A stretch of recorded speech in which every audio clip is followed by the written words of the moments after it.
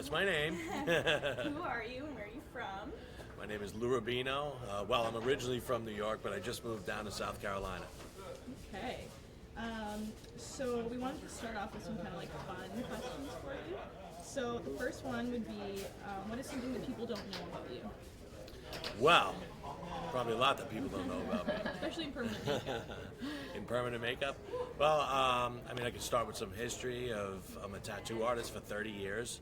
I love tattooing, grew up around it, been around it all my life. I'm a second generation artist. My father had a tattoo shop, and I was always hanging around the shop, doing some drawings, coloring in some artwork that my father drew and some of the artists there. And art and tattooing is my passion.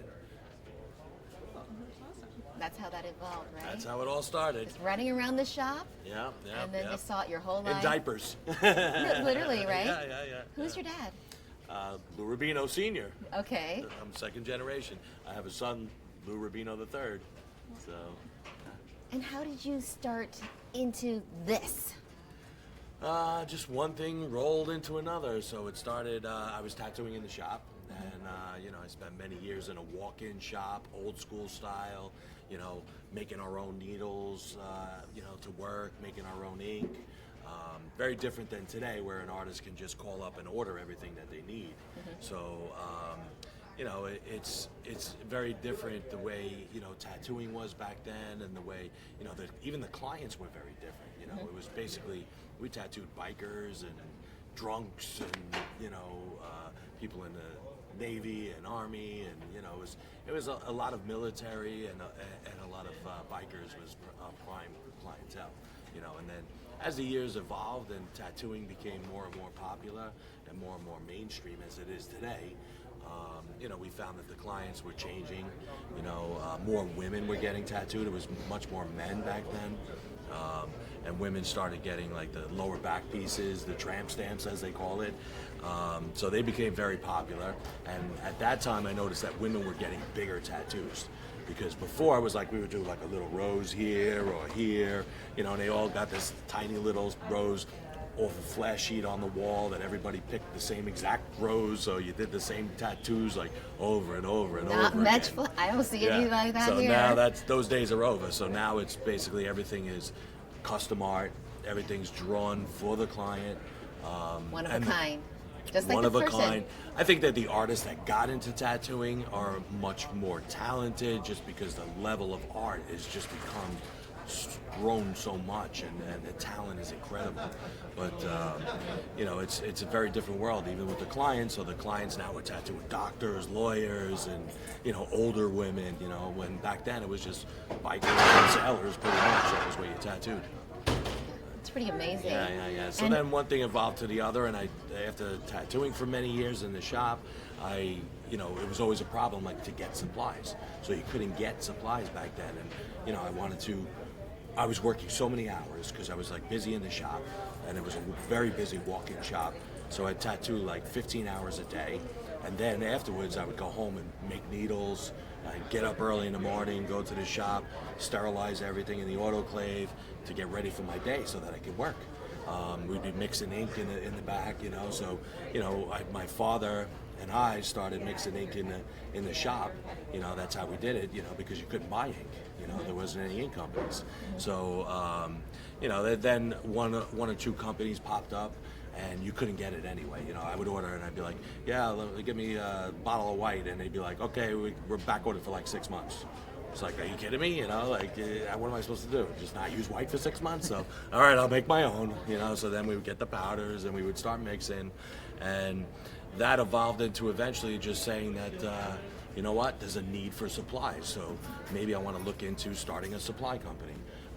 And it all started with ink, because I knew how to make ink, and always made ink with powders in the shop, in the back of the shop. Made a lot of messes in the shop too. There was one time I'll never forget that me and my father were mixing up a red ink, and it spilt on the floor, a whole bucket of red ink, and it was like we was like smudging this thing on the floor for like worse days. And worse. It right? just got worse and worse, and then we're trying to clean it up. But so then we decided to start to mass produce ink. and People were asking for it, yeah, right? people were asking for it. So, you know, and actually, my father's studio in Selden, Tattoo Lou's, it was a well-known studio in New York, and people used to say that the colors were always the best colors, that we had the best colors, and it was just our system for mixing it and you know, letting it disperse a little bit by, you know, just sitting and soaking in the liquids for a while before we used it, kind of like almost like aging it a little bit. Yeah. Where now we do that, we advance that with the mills. You know, so now we have equipment that does that for us. So, you know, it was something that, you know, we were always known for, our bright colors and, you know, long-lasting colors in our tattoos. So we were like, you know, we wanted to bring that to other artists and other shops and make it more convenient for them to be able to purchase. And I saw the need for it because you couldn't buy it anywhere. So that's when we started mass producing ink, and little by little it started growing, and it got to a point eventually where I'd said, you know what, I have to make a choice. I can't tattoo every day in the shop and grow my supply company. Yeah. So I had to make a choice, and you know, for a long time I had the supply company, the ink company, and tattooing, and I would tattoo on the weekends. You know, so I still have shops, you know, and I love to be in the shops and go there and visit my artists and, you know, talk to artists on a daily basis. Watch them grow. Yeah. And it's really cool to be able to get the artist involved in now making custom colors and getting, you know, their feedback and seeing exactly what their needs are. You know, and being an artist myself, it really helps because I understand them completely. You know, so I know exactly Their challenges, right? Yeah, I know their challenges, and, Yeah. and that helped me create a lot of new products into the tattoo industry, you know, with my supply company. But you know, ink has always just been my key thing. I just really enjoy doing it, and you know, I found that I could give the artists so much more than what they had. You know, especially today, like World Famous Ink has over 300 colors now. You know, so a lot of companies don't want to make too many colors. You know, they feel like it's just too much. But if the artists want it, I'm going to make it. You know, so we started doing a lot of artist series with World Famous. So, you know, that the artists can put their input, and we, you know, brand it with their name on it, so that this way, you know, it's good for them as far as branding and marketing for them, and it's good for us too because, you know, it shows a tight knit with the artist and, you know, what they like to use for their tattoos, and you know, people can look at their tattoos and say, you know, I want to try and do that style. Yeah. You know what? He's giving me a set that has exactly those colors in it to be able to make that happen. So it makes their job a lot easier. Yeah. Where No years guesswork. ago there was a lot of mixing. You know, like I used to custom mix like all these bottles of ink of different colors myself in the shop, and now artists are kind of handed And for consistency a too, lot of that. right? Yes. There's always that consistency. Oh yeah, because there was a lot of times I would just be whipping colors in and mixing them up, and I would never be able to get that color Yeah, you again. can't replicate it So again. a lot of times I would just have, you know, I'd use it till the end, and then I'd be like, oh man, I got to try and make that again, and I'm like mixing all kinds of things, and it comes out wrong, you know. So now everything's very precise, you know. So we're able to, you know, have consistent colors across the board, and you know, work with now we moved over to the permanent makeup. Yes, I was so, going to, why Permablend? So I've always wanted to do it, you know, for many years. Well, not always. I mean, it started back years ago when I was tattooing every day. I had women that used to come in and ask for eyebrows, and I used to do eyebrows on them. Not as fancy and beautiful as you do them today, but you know, we also didn't have the microblading which you do. But you know, I would just tattoo eyebrows on them, and it was actually a woman who was a swim instructor. It was the first woman that came to me and asked for it. Everything you do is out of need, right? What the person Yeah, needs. exactly, what Yeah. the person needed. Yeah. So she had come to me and wanted me to tattoo eyebrows on because she painted them on every day, and then she was swimming, and then they would come off. So when I did it, she absolutely loved it, and she brought all her other swim friends in, and it was like All of a sudden it's like, oh, all basically these it was- ladies. Yeah, all these ladies were coming in with the swimming, you know, and they wanted to get the eyebrows done. So I was like, wow, this is pretty cool too. Now, from then till now, I've seen the permanent makeup just blowing up. I mean, like people are getting it everywhere, you know, and it's very, very mainstream now, you know. Back then it was, you know, just very few people that even knew about it. Yeah, or your knew that it was grandma's possible. permanent makeup. Yeah, kind of like that. So Just now, like tattooing. now, I mean, it's a great thing. It's a, you know, you can make women even more beautiful, you know. So I mean, it's awesome. You know, I love to see it. I love to see it grow. And you know, for many years I wanted to make permanent makeup ink, and I wasn't sure if there was enough need for it. And then as time grew, and I had also my wife was doing permanent makeup later on, and my sister. So we had a studio where we did the permanent makeup, and they were both doing it, and we had another girl working there. So I realized that it's becoming more and more and more popular.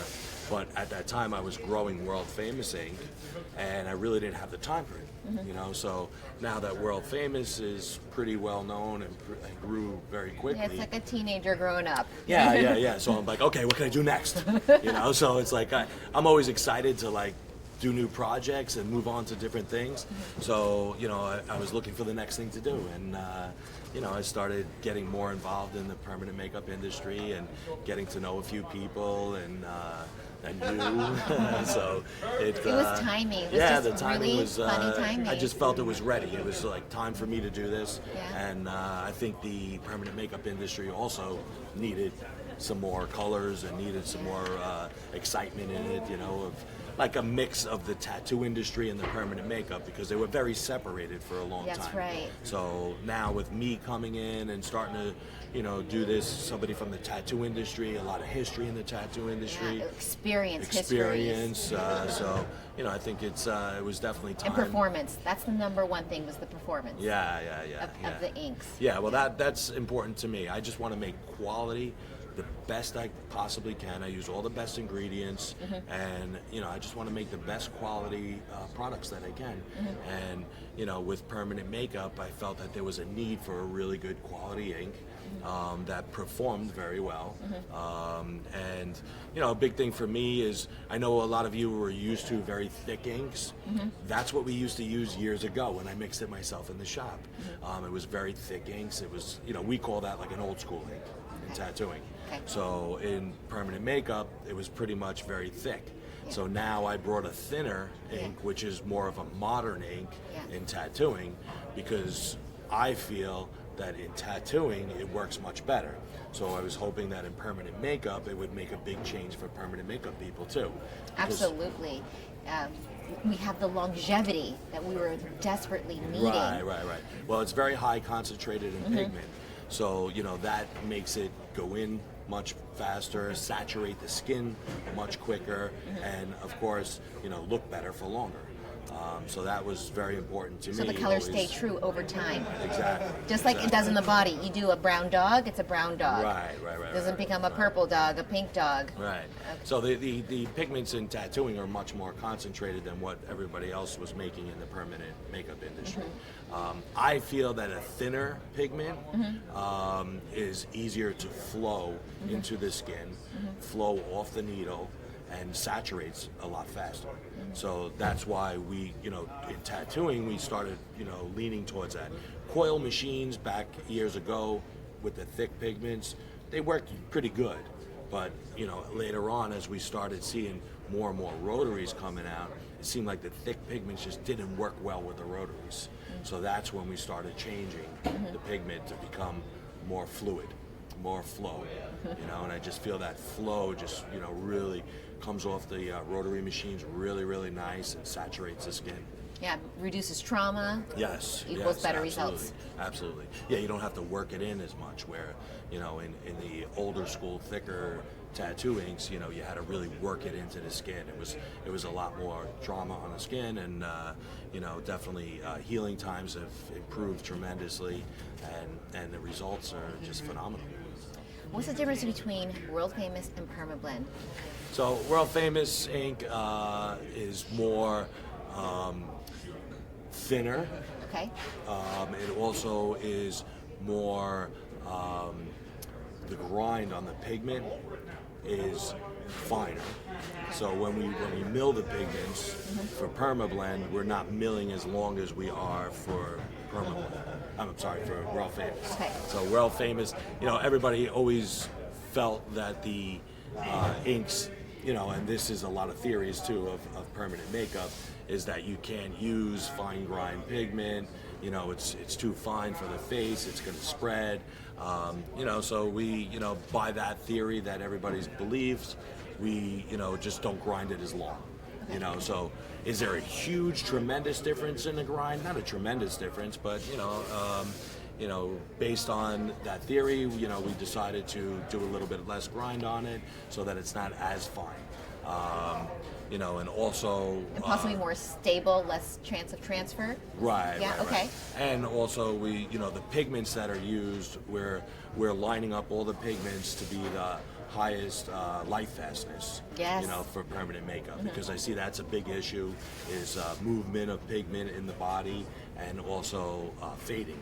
Like if you have like a brown that mixes a bunch of colors together and they're all different light fastnesses. Some are fading out faster than others, and it's changing the color. Yeah. So the color is going to be more consistent and last longer. And do you have that in the Tina Davies line as well? Absolutely. High Only five. the best for Tina Davies. Oh my gosh! Thank God. So- Thank you guys. I can't wait to give this to you.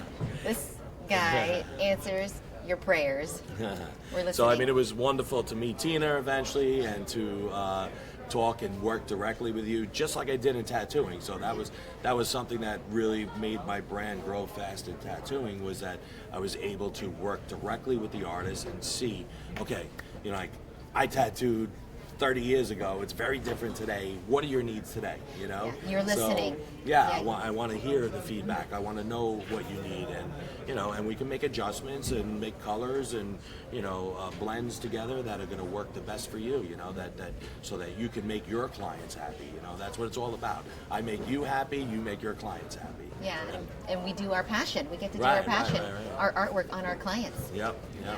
So it was great to meet you, and you're the first artist series that we're doing for Permablend, which is very exciting, and I'm super happy about it. So it's great to work with you. You've been wonderful and very knowledgeable, which is great.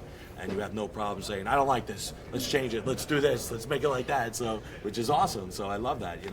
That's very important for both of us. Because I want you to be happy, and you want to have the best pigment that you could possibly have. You have a passion for it. I see that passion. You have the same passion I have. So, I was talking to your sister. She's like, "Oh my God, you're just like Lou." I was like, "I want to do this. I want to do that. I want to do." yeah. So that's how it all starts, and that's how it works. And I think that together we're going to make an awesome pigment line, and everybody's going to really love it. I think once women start trying it out, they're going to really enjoy it. Or men too. Yeah, I said yeah. women. Well, but I'll be I doing see brow there's brows the- today. I know. That's Yeah. great. That's so awesome. Very cool. Do you guys want to talk just a little bit about the line and just talk about the differences between the new line and Permablend's original line? Talk about some of the Sure, differences. yeah, Do you want to yeah. start and then maybe Lou can chime in? a little bit? Well, the new line basically, because I had used Permablend for a while now, for at least a year, I noticed I was always mixing them to get my perfect blends. So what the new line is about is that those blends distilled so artists don't have to mix anymore. And again, I want to keep it easy, and that's what people are saying is like, I'm mixing this and that, and then adding this, and it's I know, just I've complicated. I've seen that. So I've been watching some of the forums, Yeah. you see everybody talking about it, and you see how they're, and it's just like tattooing. It's the same thing, Yeah. It really is, because now, like I said, I have 300 colors in World Famous, where, years ago, we started, like, color companies that came out, we started with, like, 30 colors. Yeah. That was it. We had 30 colors. Now we have 10 times that amount. I know. 300 colors. But that's why they're so beautiful. Right. Because artists can really choose the styles that they want and choose the colors to make that really different. Jump off the skin. Yeah. Literally jump off the skin. So now with you, you can get the perfect blends that you want by us, working together and creating those blends that you need, Yeah, literally, the line is just about colors you can just pick up and use. Because with artists that I talk to, they say 90% of the time they use 3 colors. They just use those 3 colors that they've mixed, and that's it. And it was what they want is just to pick up one bottle and not to have to mix it. Right. So that's the line. So it covers everybody from, let's say, someone like your wife, Jackie, fair skin, blonde, to someone who's darker like myself. Or just pick up a color for any of these clients, ready to go. Yep. So Yep. you made that happen. High five again. That's Thank awesome. you. Yeah. For the longest time, I needed somebody to help me do this. And I couldn't find the resources till I met you, and you're like, yes, go. Right. And I was looking towards body ink because this has been there forever, and it's Right. still the same, and it Yep. must perform. Yep. A body artist is not going to redo someone's tattoo a year later. Right. No right. way. No way. Yeah, so I was looking and looking. I'm like, you know what? I'm going to go towards body art, and that was the direction I was heading. And my colleagues were like, "Whoa, what are you doing? We were told this, that you can't do that." You know, all these things that scared them. Right. And then I talked to you, and you're like, "What are you talking That's a about?" bunch of nonsense, Tina. Don't listen. Yeah, and I'm like, "Yeah, you're right. You're right. Look at all these artists. There's no way this canvas is walking around. There's no way." Yep. So I'm glad you kind of cleaned my brain out and educated me, re-educated me. So Right. now, Yeah, like, you know, Right, some of the shining it. things that you guys do in permanent makeup are something that we don't do in tattooing, like covering up. You know, we just go over a color with another color, and you guys want to use correctors to change the color first, and then go you guys over have it. color correction classes, So we do have color corrections. Okay. But but we you have give classes on color correction. classes? No. No, I- you don't all need I to, believe, right? You All I don't need believe to. is that you just cover it up. Yeah. That's what we do in tattooing. Yeah. So it's funny because my sister, you know, like she did a bunch of training with a bunch of different people in the permanent makeup industry, and she's come to me and she's like, well, they said I can't do this. They said I can't do that. I'm like, do it. Don't listen to them. Just do it. And she's like, no, you can't do that. And I'm like, yes, you can. So then she started doing some of the things that I told her to do, and she's like, wow, it worked.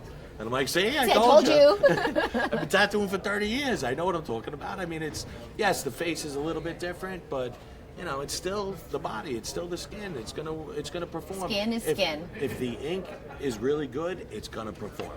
Yeah. You know, so if you're covering up, you know, a So what's lighter on tone, here versus here? it's still skin. Yes, Yeah. skin is skin.